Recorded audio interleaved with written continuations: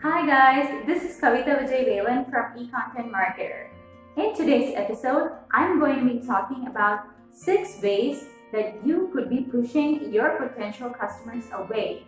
That's right, you could be pushing your potential customers away with these 6 mistakes. You could be stopping them from buying what you have to offer, from generating leads or conversions, from even getting them to listen to what you have to say. So let's have a look at what these mistakes are. Have you ever begun an email after, say, a marketing event or something similar for your brand with a customer that did not convert yet with this line, just following up? This phrase is quite self-explanatory, but the problem is not with the phrase, it's with the way customers react when they hear it. They pull away instantly. It's because marketers have been using this for far too long, and now customers are onto us. They know very clearly that we are trying to sell them something when we say, we just want to follow up. And that instantly creates a mental disconnect between you and the customer.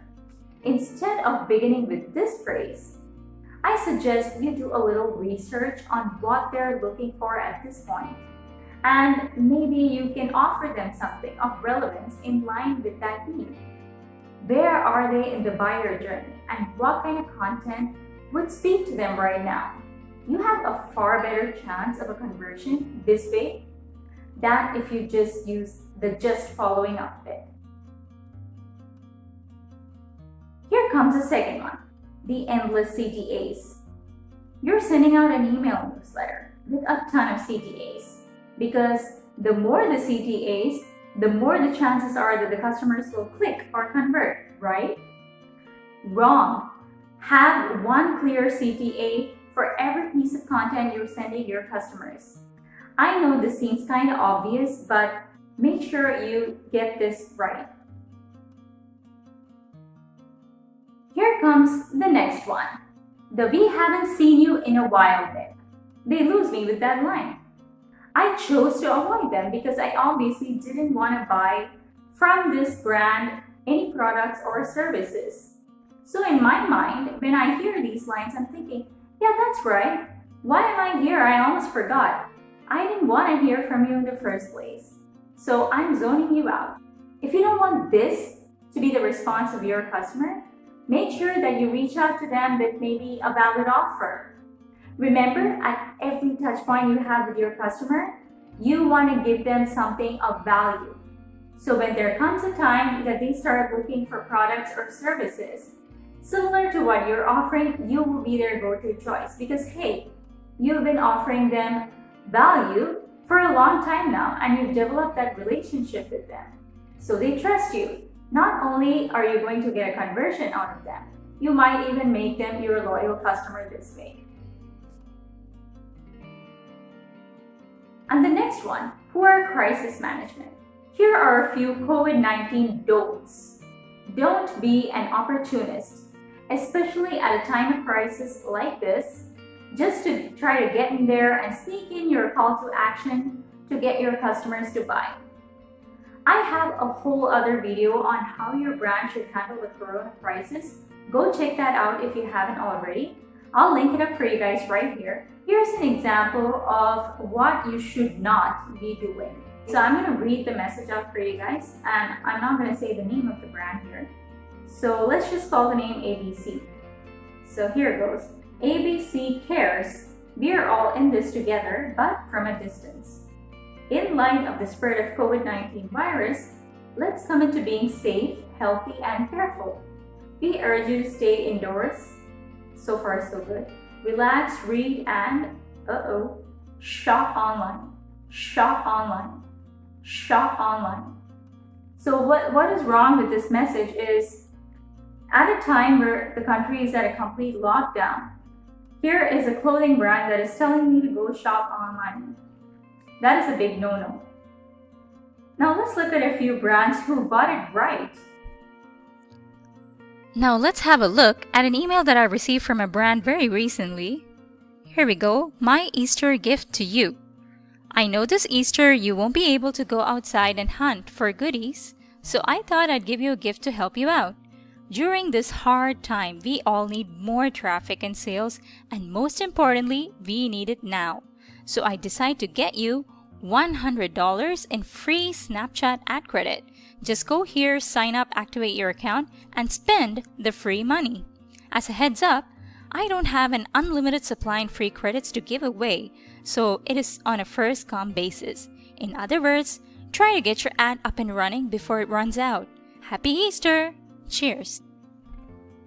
Now here's another example I'd like to show you guys. This is an email newsletter from Swiggy that I received a couple of days ago. Here we go.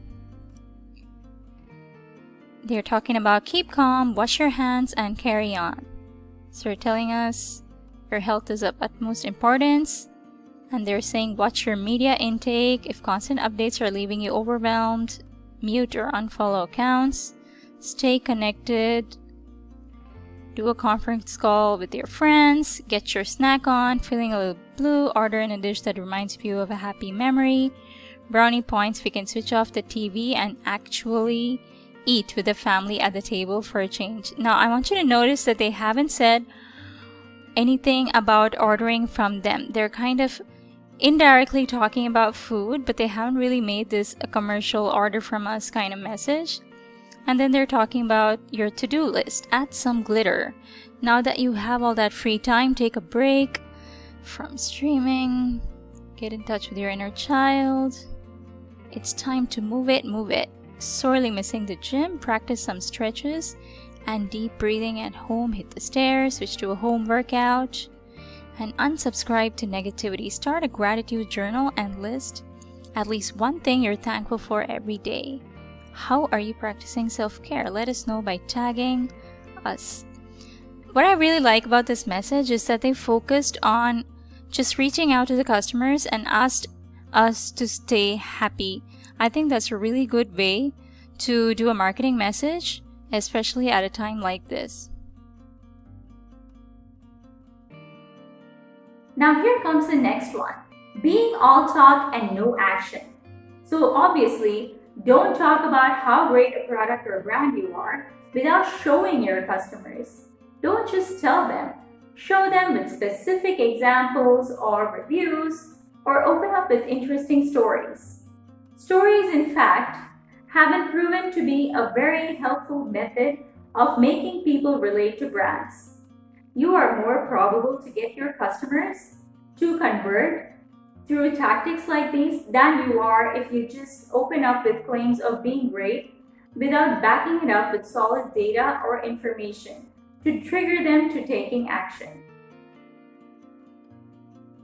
The last one that I'm going to share with you might come to you as a bit of a surprise. The word buy. That's right, the word buy. We live in a world where we buy so much, but hey, should we get a marketing message with the word buy?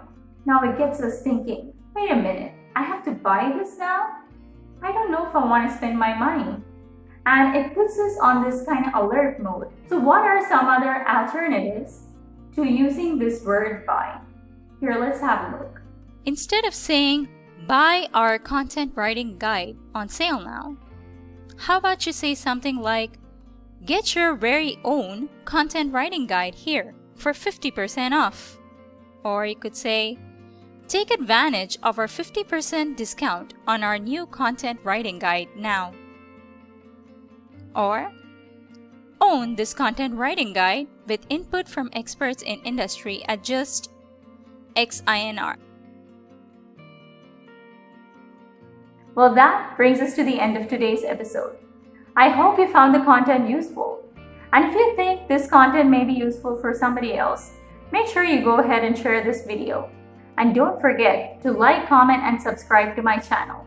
Go ahead and click the subscribe button on my channel right now. And if you have any queries about content marketing or content creation, make sure to drop me a comment and I will get back to you. Until next time, see you, take care, and be safe. Bye-bye.